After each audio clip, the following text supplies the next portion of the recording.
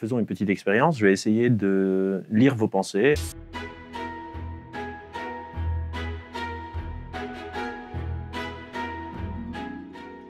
Je vais prendre des cartes, je vais les mettre sur la table et je veux que vous regardiez ces cartes. Et une fois que vous avez bien regardé ces cartes, vous faites un choix et vous choisissez une des cartes. Et une fois que vous avez fait votre choix, moi je vais essayer de deviner quelle carte vous avez choisie et la faire disparaître du paquet.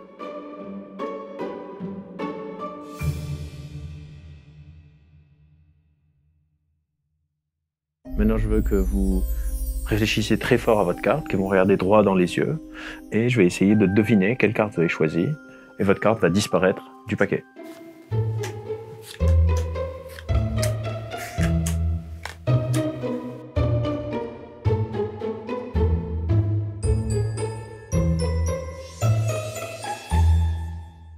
L'explication est vraiment très simple. J'ai changé toutes les cartes.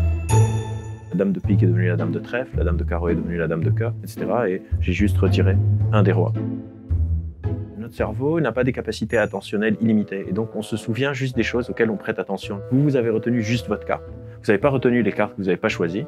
Et donc quand moi je change toutes les cartes, vous vous souvenez juste de la vôtre et vous dites « Ah, elle a disparu », surtout qu'on est passé de 6 cartes à 5 cartes.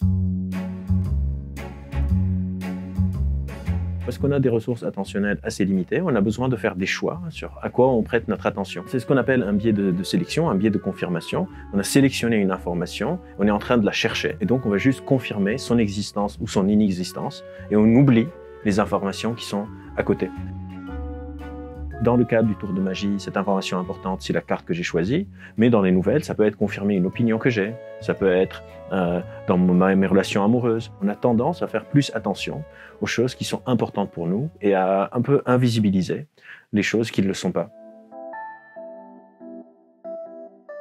Pendant très longtemps, on a vécu dans des environnements assez hostiles. Par exemple, je suis dans une forêt, et je mange un champignon de couleur rouge et ça m'empoisonne. Je vais avoir une sorte de stéréotype, un biais de confirmation et de sélection où je vais essayer d'éviter tous les champignons rouges. Et dans ce cas-là, c'est très utile d'avoir ces biais de sélection et ces biais de confirmation. Ça m'empêche de devoir réapprendre à chaque fois. Dans un cadre évolutionniste, ces biais sont bons et adaptatifs, mais dans le monde moderne, elles peuvent être assez négatifs et assez néfastes. On peut le retrouver à la base du racisme ou des discriminations, où clairement, dans ce cas-là, c'est quelque chose qui est néfaste pour le vivre ensemble, pour notre société. Première chose à savoir, c'est qu'on ne peut pas ne pas avoir de biais. Le but, c'est d'essayer de limiter leurs effets et de les corriger. Pour les biais de sélection et de confirmation, c'est d'essayer d'être exposé à des opinions différentes des nôtres, donc ne pas enlever dans des réseaux sociaux les gens avec qui je ne suis pas d'accord nécessairement, aller lire des informations dans des journaux, dans des sources de news avec lesquelles je ne suis pas spécialement d'accord, mais surtout comprendre que mes opinions sont souvent relatives.